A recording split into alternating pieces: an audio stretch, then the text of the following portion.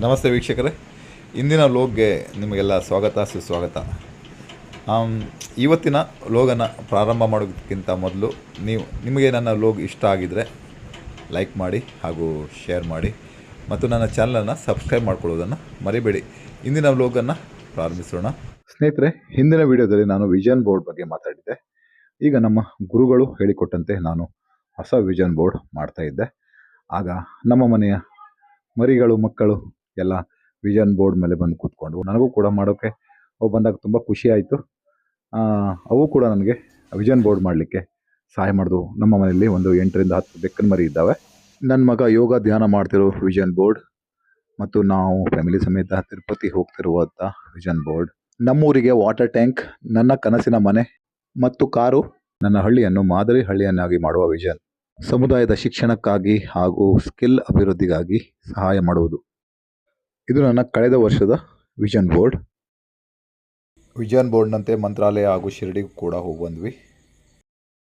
ಇದು ನಾನು ಮಾರ್ಚ್ ತಿಂಗಳಲ್ಲಿ ಇಟ್ಕೊಂಡಂಥ 2 ವಿಷನ್ ಆಗಿತ್ತು. ಯೋಗ ಲೈವ್ ಪ್ರಾಕ್ಟೀಸ್ ಮತ್ತು ನನ್ನ ವೇಟನ್ನು ಕರಗಿಸಿ ನಾನು ನನ್ನ 2 ತಿಂಗಳ ವಿಷನನ್ನು ರೀಚ್ ಆಗಿದ್ದೀನಿ. ಈಗ ಆಗಸ್ಟ್ವರೆಗೆ ಇನ್ನೊಂದು ದೊಡ್ಡ ಟಾಸ್ಕನ್ನು ಇಟ್ಕೊಂಡಿದ್ದೀನಿ. ಇದಿಷ್ಟು ನನ್ನ ವಿಷನ್ ಬೋರ್ಡ್ ಬಗ್ಗೆ ಆಯಿತು. ನಂತರ ನಾನು ಮತ್ತು ನನ್ನ ಪಾರ್ಟ್ನರ್ ರೋಹಿತ್ ನಾವಿಬ್ಬರು ಗೋಕರ್ಣ ಬೀಚ್ಗೆ ಹೋದ್ವಿ.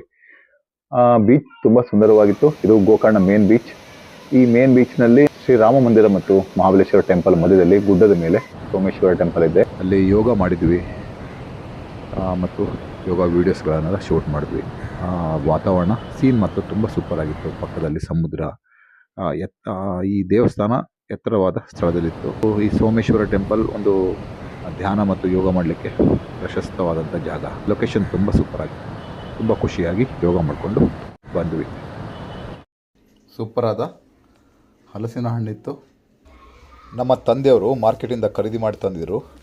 ಎಲ್ಲರೂ ತಿಂದು ಕೂಡ ಒಂದು ಚಿಕ್ಕ ತುಂಬಿಟ್ಟಿದ್ರು.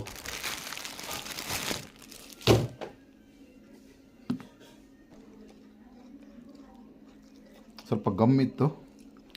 ಸೂಪರಾದ ಬಕ್ಕೆ ಹಲಸಿನ ಹಣ್ಣು ಸಿಕ್ತು. ವಾವ್!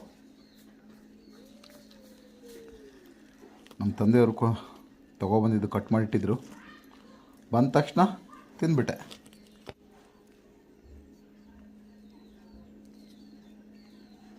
ಅದೇ ಒಳ್ಳೆ ತೊಳೆ ಇದೆ.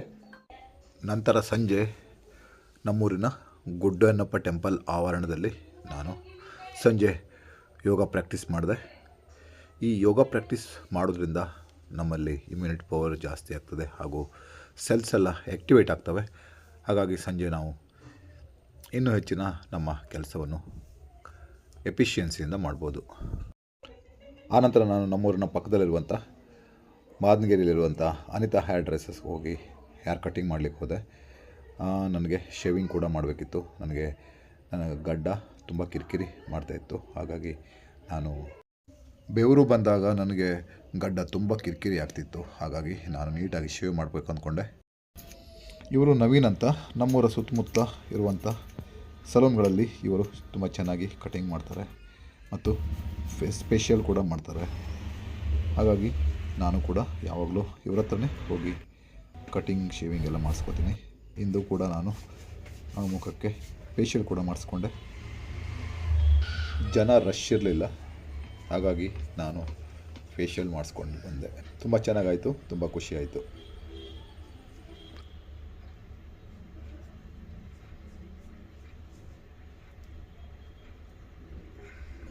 ಸ್ನೇಹಿತರೆ, ನನ್ನ ಇಂದಿನ ವ್ಲಾಗ್ ನಿಮಗೆ ಹೇಗೆ ಅನಿಸ್ತು? ಈ ವ್ಲಾಗ್ ನಿಮಗೆ ಇಷ್ಟವಾಗಿದ್ದರೆ ಲೈಕ್ ಮಾಡೋದ್ರ ಮೂಲಕ ನಿಮ್ಮ ಒಂದು ಚಿಕ್ಕ ಸಪೋರ್ಟನ್ನು ನನಗೆ ವ್ಯಕ್ತಪಡಿಸಿ. ಮುಂದಿನ ಇನ್ನೊಂದು ಹೊಸ ವ್ಲಾಗ್ನೊಂದಿಗೆ ಮತ್ತೆ ಭೇಟಿಯಾಗೋಣ. ಅಲ್ಲಿವರೆಗೂ ನಮಸ್ತೆ, ಟೇಕ್ ಕೇರ್. ಎಲ್ಲರೂ ಖುಷಿಯಾಗಿರಿ, ಆರಾಮಾಗಿರಿ, ನಗ್ನಗ್ತಾ ಇರಿ ಅಂತ ಕೇಳ್ಕೊಳ್ತಾ ನಾವೆಲ್ಲರೂ ಗೆಲ್ಲೋಣ. ನಮಸ್ತೆ.